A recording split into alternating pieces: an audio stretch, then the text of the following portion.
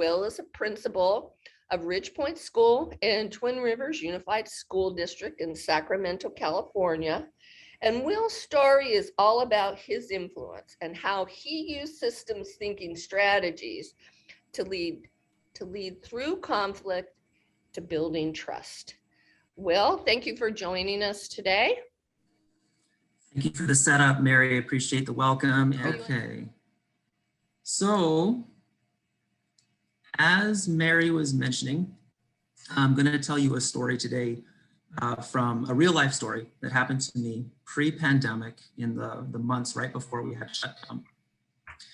Most of the time for me, in my experience with systems thinking, it has been a private endeavor.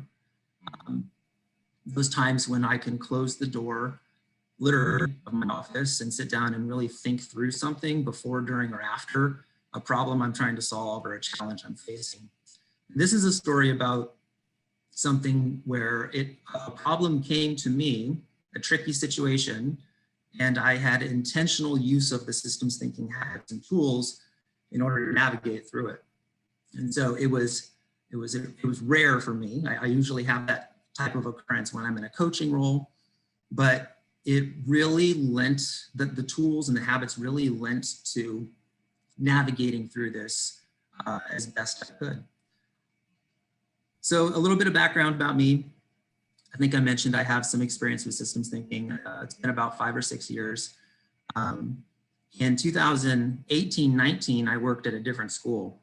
So in 2019 and 2020, I joined Ridgepoint Elementary School, where I work now. This is where this story takes place. Ridgepoint is a top performing school in Twin Rivers. It has high achievement in academics, attendance, and suspension rates. In my previous experience at the school I worked at before, it was a different story. It was a wonderful school, hardworking people, great families. Nonetheless, Kohler preschool through 8th grade campus was underperforming in academics, attendance, and suspension. So I mentioned that so you can appreciate and understand some of the dynamics that went into this event. We've heard a lot about the ladder of inference and our mental models, and so we all carry our ladder with us. And I'm certainly someone who's toting mine along with me. And so as I entered into this event, my ladder was there, and my previous experiences had shaped my mental model going in. So I was still the new kid on the block, so to speak. This happened in February, so 6 months into my new position at my new school, something happened. 8 teachers shared a concern with me, and a spokesperson came forward and said that student behavior is out of control. And so they wanted to have a meeting with me to discuss it. And so I was experiencing a mix of emotion. I was definitely in tune. I was definitely listening. I was definitely concerned. I wondered, had I gone up my ladder of inference, as Teresa mentioned, was I missing something? Was my mind not open to what others were seeing? I was feeling a little bit vulnerable. And to be completely honest, I was feeling a little bit defensive because at my previous school, I was the only administrator. I was a vice principal before that. I had plenty of experience with discipline and counseling and everything in between. And I thought I was doing a fairly good job. I also thought that I was fairly in tune with what was going on with the school. So I was concerned. We were definitely not on the same page with our mental models. And there's a lot to read into it too. A spokesperson came forward, which means there was likely a meeting before that spokesperson came forward. So I was going to treat this as seriously as I could. And I wanted to pump the brakes, add structure, and really control the facilitation of what was going to happen, framed as an opportunity versus a challenge. So the iceberg came to mind first. For me, whenever I think about mental models, I go, okay, so let's think about the iceberg, where at its deepest level and its most hidden part, mental models exist. And those mental models generate the structures, the patterns, the habits, the traditions that funnel actions and events. And so what had happened to me was a spokesperson came forward, that was my event, and said, student discipline is out of control. So I wanted to figure out what was going on with those mental models because I was definitely not on the same page. And I had to take a deep dive and find a way to surface it for all of us to look at.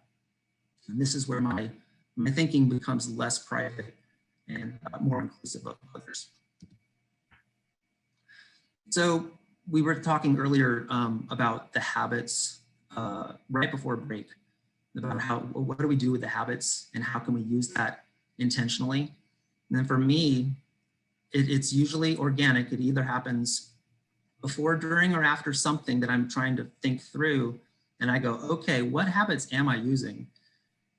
And a lot of times I can look back and go, well, gosh, I used practically all of them in some way. But in this case, these are the 4 that really came to mind and really pushed my thinking the most. Starting on the left, you'll see the mental model habit. And I was aware that the mental models were not in sync. And so I tried to change my perspective. I looked at what the teachers might be seeing and what the students might be seeing. Maybe I was missing something. And how can I make sure that we're all seeing each other's perspectives? I needed to surface and test the assumptions that were in place. I didn't want to go into a meeting outnumbered with people who thought differently than me, because we were toting with us our ladders and our assumptions. I didn't want to start a meeting with, hey, what's going on, guys? And there is a claim or an assumption that we didn't really vet carefully. And then thinking positively about it and looking for win-wins, I was thinking about what high leverage actions could we achieve together if we were able to calibrate or at least expose where our mental models were and find the gaps, find the constraints and barriers, and do something about it. So the answer for me was the ladder of inference, as it is for so many speakers today. It is one of my go-tos. And the ladder on the left is one from the Wahlberg Center. And it's a little bit more detailed out, but I wanted to really simplify it and use it as a structure for a meeting and a conversation. And I wanted to slow down and really capture what is it that we're seeing that brought us to this claim. What are we seeing? What is it making us think? And what is the resulting belief that we are sharing? And so that provided the structure. Going to another habit, considering the issue fully, I wanted to do a test run. I looked at the data and I did not see student discipline data that supported the claim. There were fewer referrals the year we were working in than the year before. The suspension rates were about the same, so I couldn't tell where it was coming from, and I wanted to go in prepared, and I wanted to go in with some suggestions for high leverage actions. So I held a meeting of my own and used the same see, think, believe structure. So these are pictures of the actual chart paper that I used in that meeting, and I did it with my vice principal, who had been there for a couple of years, a newly hired special education classroom teacher, one of 2, and my newly hired school counselor. We chose to look at one student who was, we all worked with directly, and who was representative of some of the tier 2 behaviors, was what we sort of termed it as the meeting went on, that could exemplify some of the things that teachers might be seeing. At worst, we would come out with some strategies for this student. At best, we would have had a dry run with a meeting that would be sort of like a dress rehearsal for what the team would bring to us later on. So the chart paper on the left, at the very top left corner, IM are our students' initials. And by the way, I should say now, with permission, Mary and Tracy and others, I can share this so people can take a closer look and blow these things up, especially with some of the chart paper that comes after this slide. And then on the right-hand side, we generated a brainstorm, and that's not the sloppy copy. I color-coded, organized, and brought that to the meeting with my teachers. So I shared the meeting invitation and email, even though it was someone who walked into my office and said, hey, let's have a meeting. And thinking about what Tracy was talking about with our circles of influence and our frames, I wanted to avoid the unintended consequence of mental models forming in a negative way from the rest of the staff, saying, oh my gosh, Will is meeting with the intermediate teachers about discipline, therefore something's wrong. So I broadened it and repurposed a staff meeting to be, hey, we're all going to do breakouts. It's worth looking at the State of the Union. How are we doing?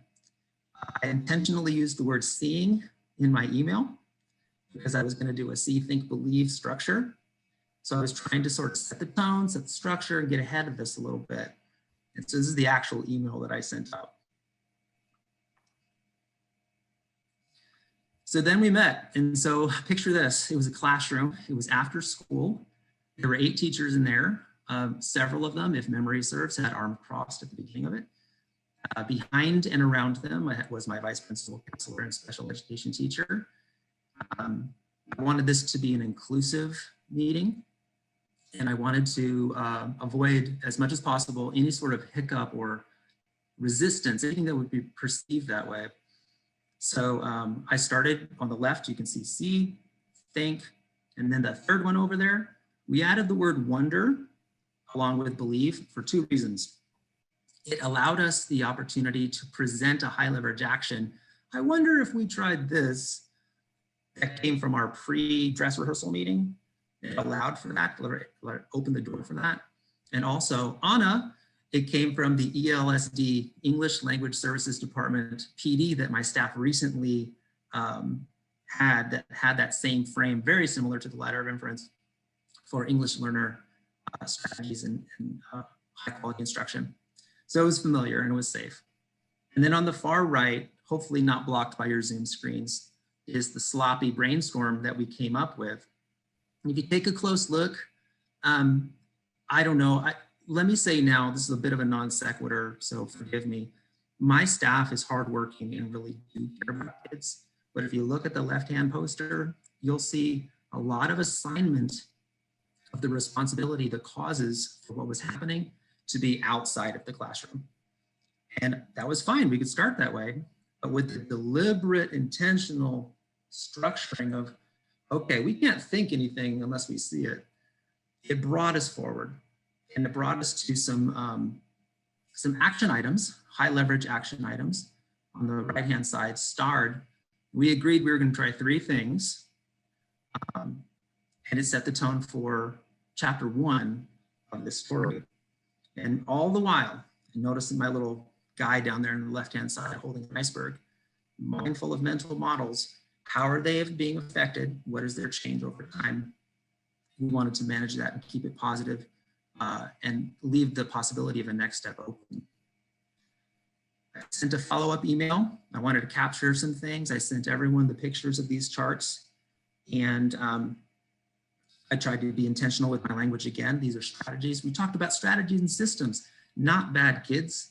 Not that anyone would say that, but I wanted to make sure that book was closed with this type of language. And I also opened up the opportunity, or the invitation rather, for another meeting because the work wasn't done. In my opinion, the high leverage action that we needed to do still was undone. And this was, gosh, February 12th. So just 4 weeks after this, we closed down on March 13th. So we tried these things for a while, and the bridge to next year is going to pick up right here. You know, the pandemic teaching that we endured and the distance learning and the hybrid learning made all of our structures and systems and mental models more pliable. So that's done for us. One of the few silver linings of what we dealt with in 2020, 2021. But my teachers are going to remember this. I kept the chart paper, so we'll come back to it. So again, one of the purposes of this slide is to help everyone with their bingo game. Check out the title right there. Also to just kind of recapture, the ladder helped in 2 ways. It slowed down my own thinking. It made me mindful. It provided a meeting structure for conflict. So no matter what hat you wear, it can work. We started with mental models because that's the driver. And then the systems thinking habits, they came and they went. You know, they each time something surfaced in the meeting, in the conversation, or in the planning of it, those habits were handy in making sure that we were on the right track. And then we set a process up, precedent for another meeting because the work wasn't done yet. And I look forward to seeing what's going to happen next. And so that is my story. With permission, I'll share the slide deck later. And my contact information is on there if anyone has any questions for another time. Thank you.